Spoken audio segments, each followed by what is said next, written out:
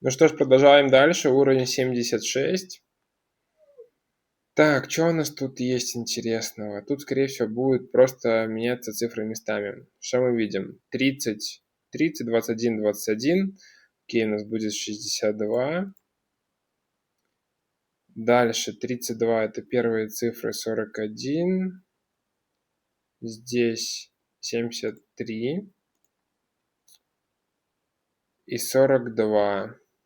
Ну это умножение 7 на 6 последних цифр. 5 на 4, 20. Ну это как будто легко. Так, 6 на 4, 5 на 8.